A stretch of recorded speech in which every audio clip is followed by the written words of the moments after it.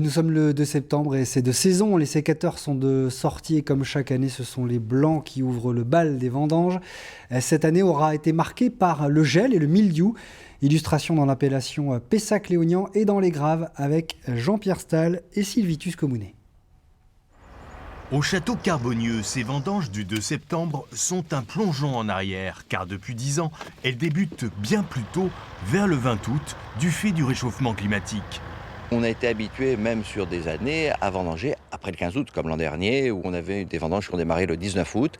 Et là, aujourd'hui, on se retrouve avec presque une quinzaine de jours de décalage par rapport à ce que l'on a connu l'année précédente. Ce sont 45 hectares de sauvignons et sémillons qui vont être ramassés sur 2 semaines, une année marquée par le terrible gel d'avril, avec moins de volume, 45 hectolitres à l'hectare. Récolter du raisin en 2021, c'est déjà un exploit. On a passé 8 nuits à l'extérieur pour essayer de lutter contre le gel.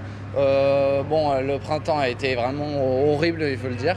Et finalement, on a du raisin aromatiquement assez intéressant.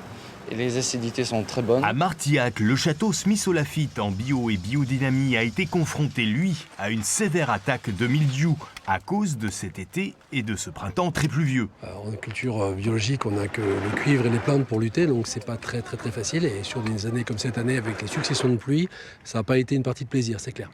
Mais on a sauvé une partie de la récolte et aujourd'hui, on peut commencer des vendanges dans un esprit plus souriant en fait. Les vendanges des sauvignons, sémillons et bientôt merlot semblent bien partis, avec toutefois ici 15 à 20% de récoltes en moins à cause du mildiou. Là, on a peur d'avoir une petite récolte, vraiment. Ça va être beaucoup plus mince qu'en 2020, millésime de légende, où tout était au rendez-vous. Parfois, c'est bien, regardez 2001 après 2000, là, ça va faire 2021 après le fameux 2020. On a quand même bon espoir. La grande interrogation demeure sur la météo de septembre et octobre pour la maturité des cabernets plus tardives.